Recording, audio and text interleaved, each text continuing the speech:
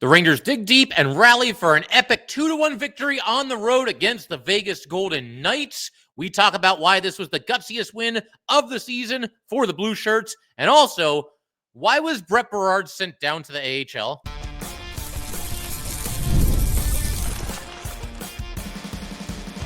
You're Locked on the New York Rangers, your daily podcast on the New York Rangers. Part of the Locked On Podcast Network, your team every day.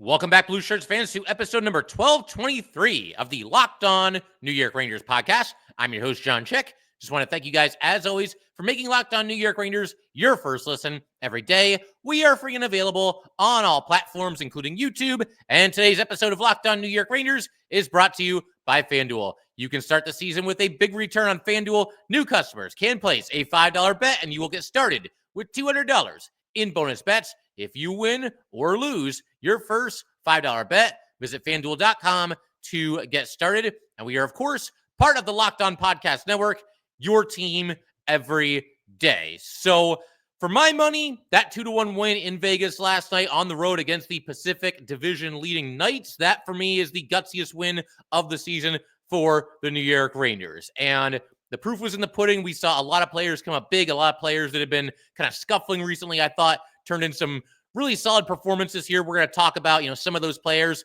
off and on throughout this entire episode. But again, to me, the biggest theme of this game, the biggest theme of this episode, what it's going to be is the Rangers showing a lot of guts. And again, a lot of examples across the board, up and down and left and right on the lineup. But let's go ahead and start. If you want some proof of this, some tangible proof about like this being a gutsy win, consider the fact, first of all, 2-1 win on the road. That's always, that's usually more often than not going to be a gutsy kind of a win. I said on Twitter, I'll take a 2-1 win over a 6-5 win any day of the week. But let's take a look at the two players that scored goals for the Rangers in this game. That would be Vincent Trocheck, and that would be Adam Edstrom. Yeah, both of them got injured in this game. Adam Edstrom got injured in the first period, came back a little while later. He ends up with the game-winning goal in the third period. And Vincent Trocheck actually got injured on the shift where he scored his goal. Like literally seconds before he scored a goal, he took a Mika Zibanejad slap shot right to the midsection there. So that was awesome to see, both those guys coming through. Now, I don't think these were like horrible injuries, and I'm glad that they're not, because obviously that means that, both players will be expected to be in the lineup going forward, you would have to think. But again, let's go ahead and break down these goals. Again, you've got the Rangers on the power play. Also keep in mind, and we're going to talk about this in a little bit as well, but this is only about 3 minutes after Vegas had taken the lead at 1-0 in the second period. And I thought the Rangers had the better of play to that point in the game. So that was a little bit of a gut punch there when Vegas was able to score on the man advantage. But they're up 1-0. The Rangers get a power play themselves. Keandre Miller drawing a penalty in the defensive zone.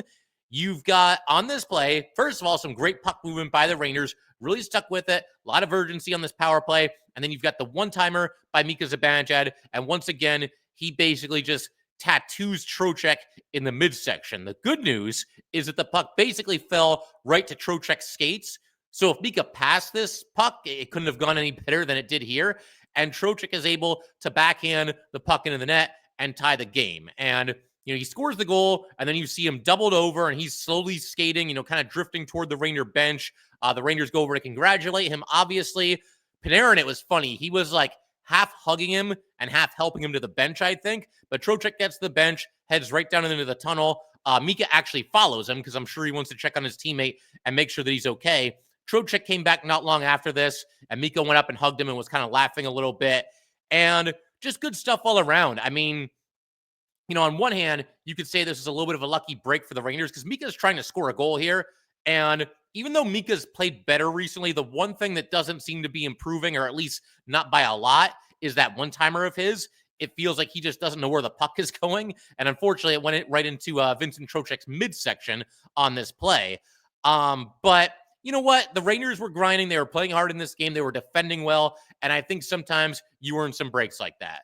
There was a while there. I mean, really, it was more than a while. It was about 2 months of hockey where the Rangers were just playing listless, uninspired hockey. They didn't deserve a break like that in any of those games. I think a game like this, they did. They got one, and they took advantage of it. Once again, Vincent Trocheck back in the puck home after basically being injured on the play and then hanging tough and eventually coming back into the game a little bit later. Nice to see. it go like this for the Rangers. Again, getting a little bit of a break here. Nice to see Mika happy, smiling, looking like he's enjoying playing the game of hockey. He was kind of laughing when he was hugging Trocheck a little bit later. And Mika now up to 6 points in his last 6 games. He's got a 6-game point streak, 1 point in every game. But you know what? It's going in the right direction very clearly, especially when you consider he went 7 games rather, without a point right before that. So again, great to see the Rangers answer back here and come through in a big way. And Vincent Trocheck obviously showing some guts on that play. And speaking of showing some guts, we had Adam Edstrom get injured relatively early in this game. This was due to him going down to the ice to block a slap shot from Theodore. And that takes some guts in and of itself because, he can obviously shoot the puck quite a bit. But he leaves for a little while. He comes back. And then he's able to score for the Rangers on a rush into the zone with, I want to say, about like 12 minutes to go in the game, whatever it was, somewhere in that ballpark. And it's funny. You guys are just going to have to take my word for it on this. I had a feeling the Rangers were going to score on this rush up the ice, even though it's the fourth line. And even though this wasn't like necessarily the most dangerous rush you've ever seen in your life, sometimes you just kind of, as a sports fan, as a hockey fan, you feel a certain way about something. It's like a sixth sense that I guess kicks in for all of us every once in a while. As they were going up the ice, I said, right here. I just felt like a goal was coming, and fortunately it was. You had Johnny Brodzinski picking up the puck on the left side, going over the blue line, and he's able to make a pass across the ice. He was looking for some options, and he finds Edstrom. And what a redirection by Edstrom on this play, because it wasn't a perfect pass. Edstrom basically had to reach back. He was in deep on the doorstep there and redirect the puck into the net there and give the Rangers a 2-1 lead. So that was awesome. Good stuff by Johnny Brodzinski, too. This is somebody that, he hustles. This guy busts his tail every single game. There was a play earlier in this game where he had an opportunity on the rush, and it didn't work, but then he's flying on the back check, and he gets back into the Rangers zone, knocks his guy down to the ice. Vegas was yelling for a penalty. I don't think this is a penalty at all, this play that I'm talking about here. But just good stuff all around. You need some contributions from your depth guys every once in a while. And look, with Kreider not in the lineup, with Filipino not in the lineup, that obviously, thins out the roster a little bit. And when you look at the Rangers' bottom 6 coming into this game, you're not sure that any of them are really going to do anything offensively. And at least on this one shift here, they were able to do that. Low scoring game. So to get a goal from your depth forwards, your fourth line here, that's absolutely huge. And of course, that held up to be the game winning goal. But Edstrom shaking off the injury from early in the game, coming back and then scoring a heck of a goal here. A great redirection by Adam Edstrom to notch the game winner for the Rangers. But they faced other adversity throughout this game, did the Rangers. And once again, they showed guts. There was a situation where Vegas scored the first goal of the game, and it never should have happened because the penalty that was called against the Rangers, and specifically Vincent Trocheck, never should have been called. There's a face-off in the Ranger defensive zone. Puck goes over to the boards. Trocheck's over there. Trying to remember who he was matched up with. I think it was Hertl. I think it was Tomas Hertl. And the puck is there. Two guys tussling for position. It was that kind of a game where both teams, were stepping on the gas the entire night. Both teams were competing very hard all night. And to me, this is just a puck battle along the boards, and they end up both going down to the ice. But if a penalty should have been called on anybody, it probably should have been Hertl, because Hertl actually had Trocheck's arm. And so as Hertl is falling, Trocheck goes down with him. I wouldn't have called a penalty on either player, to be honest, because again, it's two guys, fighting for a loose puck along the boards. And that's hockey. So shouldn't have been a penalty either way, but they call one on Trocheck. And then like 8 seconds in the power play or whatever it was, you've got Mark Stone scoring a goal to give Vegas the 1-0 lead.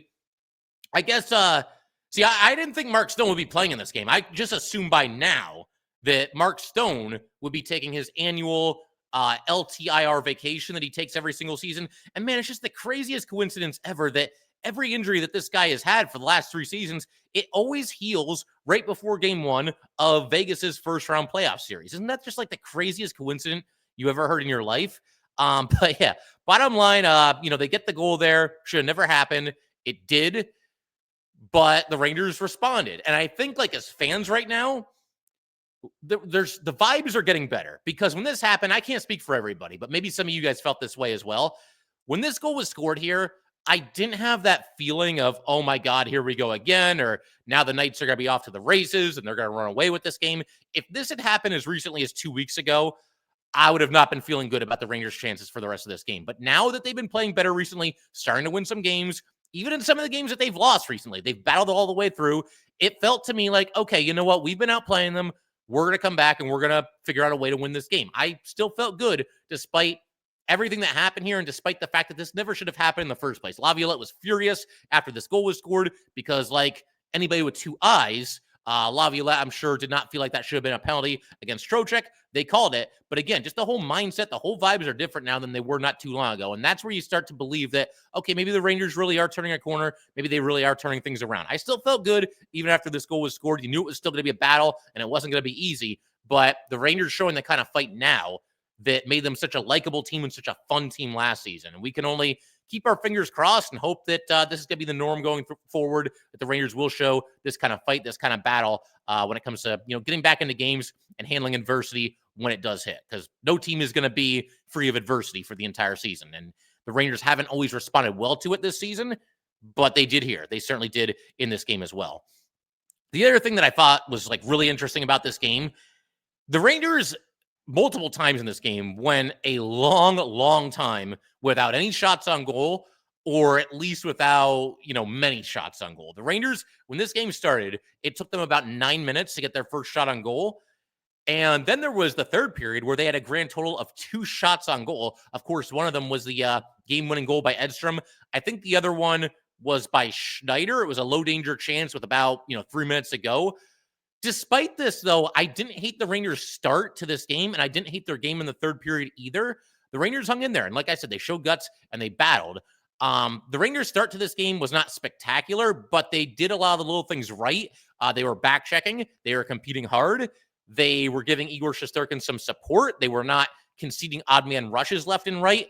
All things that they had been doing, once again, as recently as 2 games ago. So, yeah, the offensive chances weren't there, but they were playing good defensively, and this game had good pace to it. That's what was so strange. It's like both these teams came out flying. It just wasn't resulting in a lot of good scoring opportunities early, but that's okay. As long as you're not conceding them, I think you can hang in there for a little while, and eventually, just kind of wait for your opportunity to come. The Rangers did that early in the game. They didn't try to overdo anything or take unnecessary risks or anything along those lines.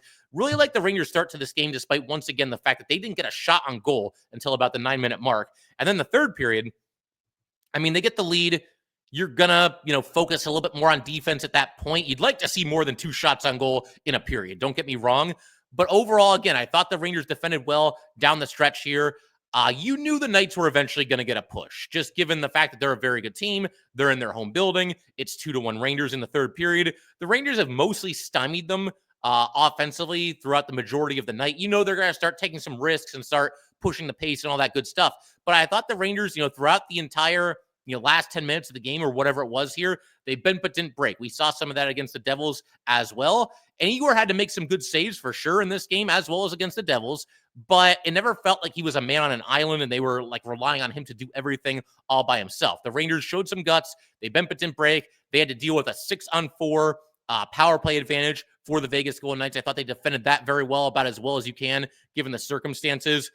Kept battling, kept fighting, and just, again, defended well and figured out a way to get this grinded out win. Again, I said this a minute ago, but give me a 2-1 win over a 6-5 win any day of the week, because 2-1, it already just implies right away, before you even know the story of the game, that this was a battle, and they had to go out and earn it, and certainly the Rangers did that in this game here last night. So, going to keep everything rolling in just a second. We're going to continue talking about the Rangers, showing some guts in this game. Like I said, that's the complete theme of today's episode. Specifically Ryan Lindgren. We're going to give him some props because we've been tough on him at points this season for sure. But right now, what I want to do coming up in just a second is talk a little bit about this, let's just be honest, strange decision to send Brett Berard down to the AHL. We will do that in just a second. All right, we just want to take a minute to let everybody know that today's episode of Locked On New York Rangers is brought to you by FanDuel. From big upsets to game-winning drives, the NFL playoffs are better with FanDuel. Because right now, new customers can bet $5 and get $200 in bonus bets guaranteed. That's $200 in bonus bets, win or lose. The FanDuel app gives you everything you need for live bets, same-game parlays, and so much more. Visit the website and share betting lines around your team or league. Just visit FanDuel.com to join today and get started with $200 in bonus bets. That's FanDuel.com. Make this playoff season unforgettable with FanDuel, an official sportsbook partner of the NFL.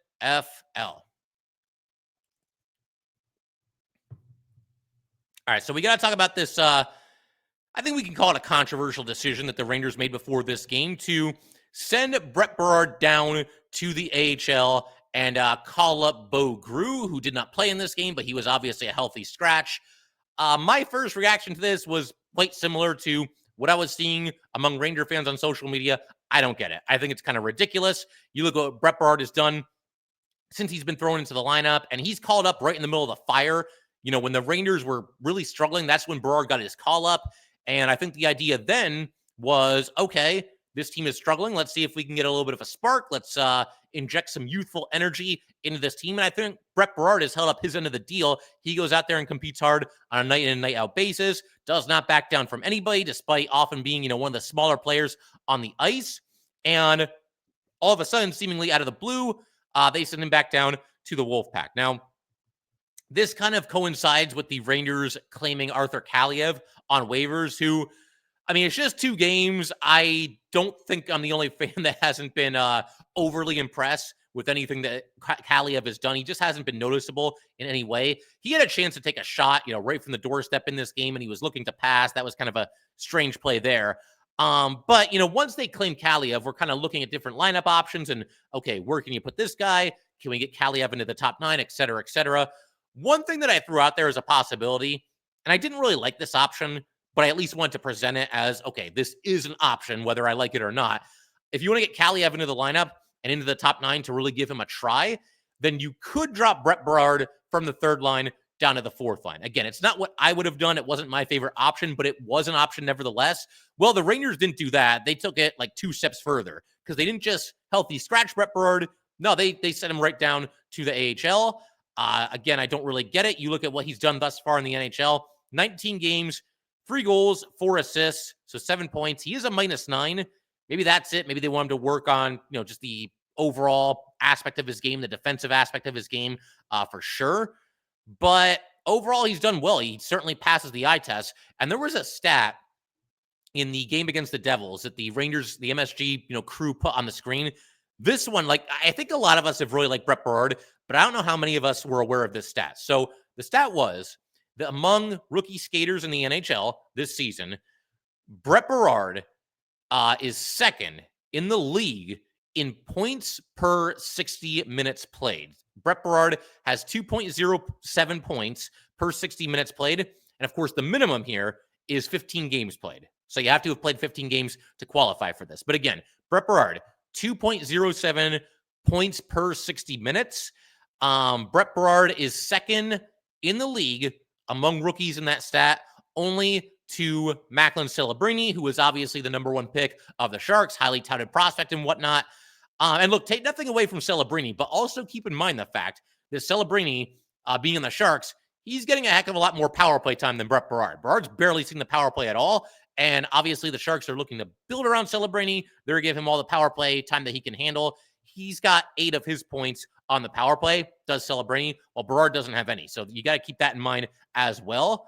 But again, aside from the stats and the numbers and everything, I mean, look at the eye test. You know, Brett Berard goes out there, he battles every single shift. He's noticeable. He's got good speed. He's got a heck of a shot. He's got a willingness to shoot the puck, which is very impressive, certainly for a rookie.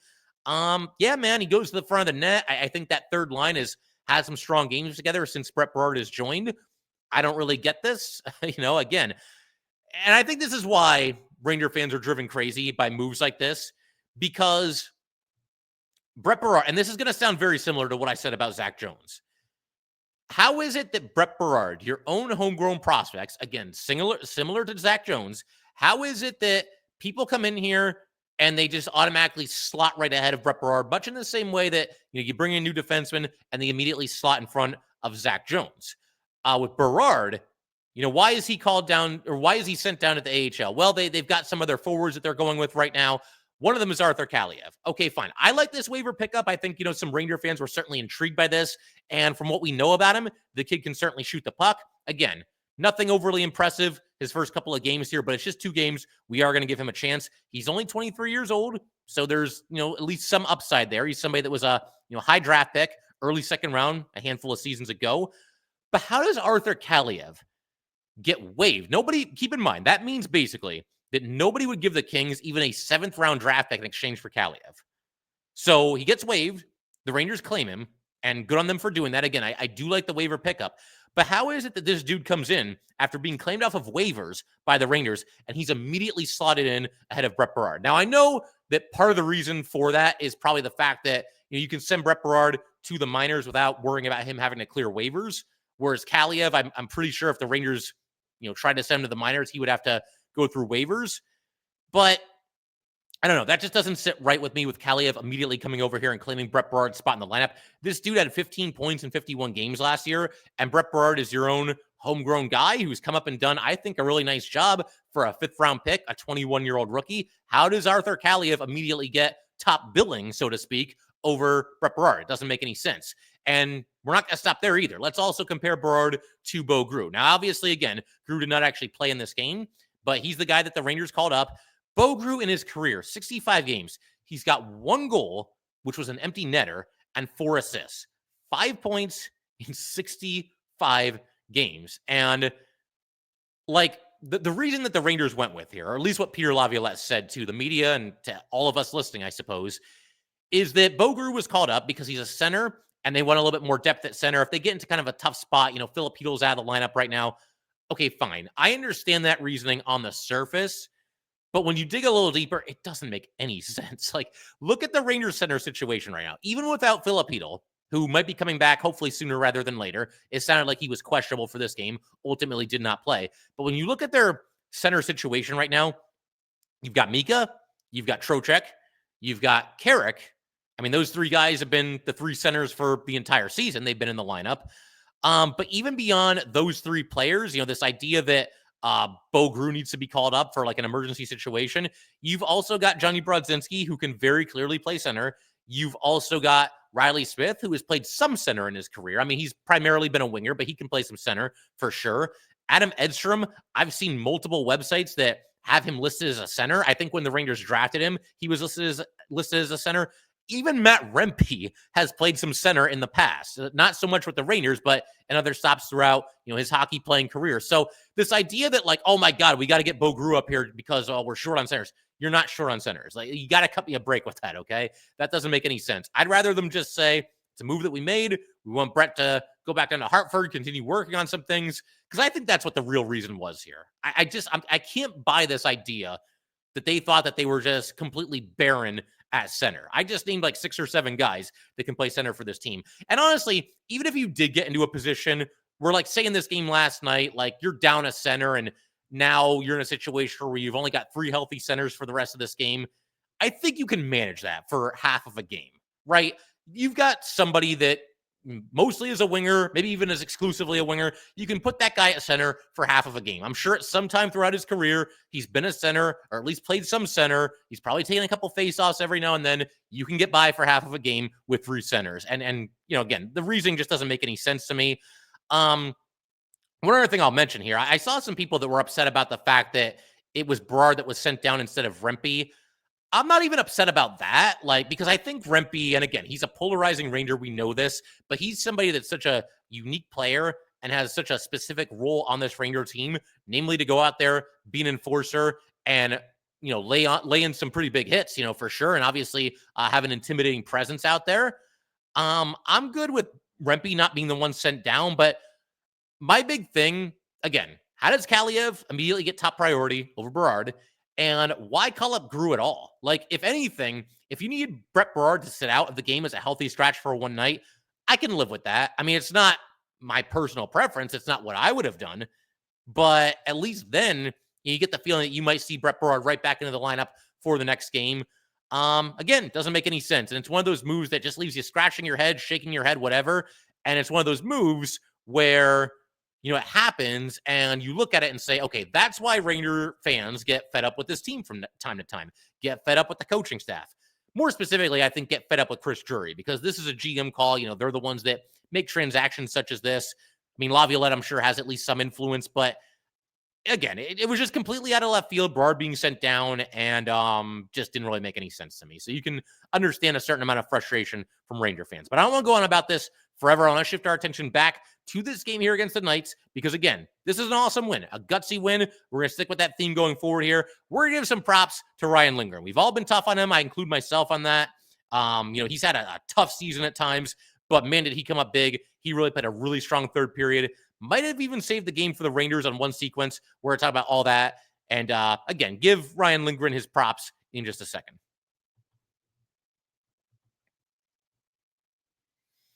All right, we just want to take a minute to let everybody know that today's episode of Locked On New York Rangers is brought to you by Rocket Money. Did Rocket Money help you find any subscriptions that you forgot about or that you were paying for twice? It's definitely happened to all of us. We've all had a few subscriptions that we didn't even realize we were still paying for, and Rocket Money made it so easy to track them all down. It's like having a personal assistant for your finances. Rocket Money is a personal finance app that helps find and cancel your unwanted subscriptions, monitors your spending, and helps lower your bills so you can grow your savings. It helps everything together in one place, whether it's subscriptions, your spending habits, or even the goals you want to hit this year. Rocket Money has over 5 million users and has saved a total of $500 million in canceled subscriptions, saving members up to $740 a year when using all of the app's premium features. Cancel your unwanted subscriptions and reach your financial goals faster with Rocket Money. Go to rocketmoney.com/lockedon today. That's rocketmoney.com/lockedon, rocketmoney.com/lockedon. All right, let's go ahead and wrap up today's episode of Locked On New York Rangers by, again, just all of us collectively taking a victory lap. You should be feeling good after a win like this. Vegas is a heck of a team. They're probably going to be right in the middle of the mix this upcoming postseason as well. You look at where things stand in the Western Conference. I think the Jets have a few more points than the Knights, but the Knights have a couple of games in hand. So the path to the top spot in the Western Conference is in Vegas's hands. So that's a heck of a team that the Rangers just went in there and beat. And again, they grinded it out and absolutely battled for the win and ultimately got it. But one player I want to specifically point to here is Ryan Lindgren, because again, we've all been tough on him this season. I held out as long as I could because I've mentioned before, Ryan Lindgren has been my favorite player on this New York Ranger team throughout this current era. I just like the way that he goes out there, battles every single game, obviously willing to sacrifice his body. The guy just takes an absolute beating. And, won the Stephen McDonald Extra Effort Award not too long ago, has become known as the heart and soul of the New York Rangers. That is not an easy title to attain. They don't just refer to any random player as, oh, that guy's the heart and soul of the Rangers. No, you got to earn that. And I think Ryan Lindgren, certainly the way he's played, really ever since he's come into the league, has certainly earned that moniker. This season, it obviously hasn't gone well for him at all. I mean, for my money, the worst season that Ryan Lindgren has ever had. But he has begun, like a lot of players in this Ranger team, to turn the tide a little bit in recent games. And certainly in this game, I think it might have been his best game of the season. And that was also reflected in his ice time in this game. He ends up with 21 minutes and 15 seconds. That was third on the Rangers, only to Adam Fox and Vincent Trocheck. Lindgren also, true to form, came up with 3 block shots, also credited with 1 hit. But for me, he was very good throughout the entire game. Don't get me wrong. But the third period, that's when he really shined, and that's when he really made a difference. And other than maybe Igor, who obviously had to make some, pretty solid saves down the stretch in this game, I'm not sure you can point to anybody else in the third period and think that, okay, that guy was a bigger reason why we won this game rather than Ryan Lindgren. I know Adam Edstrom scored the goal. Brodzinski had the great pass and everything, but Lindgren made a lot of plays here. He made a huge play right after the Rangers took a 2-1 lead. And we know what a challenge the Rangers can have in the shift that immediately follows a goal. And that reared its ugly head here. The Rangers went up 2-1, and literally like 2 seconds off of the next faceoff, we have Riley Smith taking a tripping penalty. So Vegas goes to the power play. And I forgot to check out where they rank in the league, but I do remember Sam and Joe talking about it. They've scuffled a little bit lately, but certainly it's a dangerous unit. But there was a situation right at the end of this power play, and Vegas had been swarming a little bit throughout the man advantage here. But, Vegas is moving the puck around a little bit. They work it to the slot, and this is a golden grade A scoring chance here from this spot on the ice. I'm not going to say Igor couldn't have possibly stopped it because it's Igor, and he's been playing well recently, and obviously had a very nice, game in this one last night. But Lindgren goes down to the ice and blocks a shot. Just did a great job anticipating it and obviously sacrificing the body, as he's obviously been known to do. So that was a huge block shot there by Ryan Lindgren.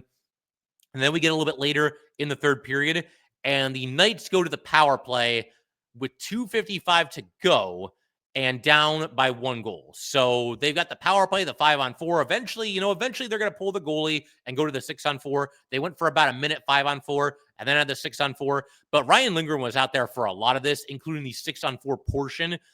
This occurred with 1:53 to go. Vegas had just pulled its goalie, and then Igor made a save and held onto the puck. So then you've got the face-off, and at that point, they were going all out. It was going to be 6-on-4, and the Rangers, now at this spot in the game, you're going to go with the guys that you really trust. You're going to go with the guys that have played well in this game, the guys that you think can hold up under fire, and obviously a very, very big point in the game, because we're getting down to the last couple of minutes here, and the Rangers have a 1-goal lead, and it's about to be a 6-on-4. So the Rangers go with Trocheck, Carrick, Fox, and Lindgren. And let me just say, I love all 4 of those picks. I think you got to go with Fox and Lindgren in that situation.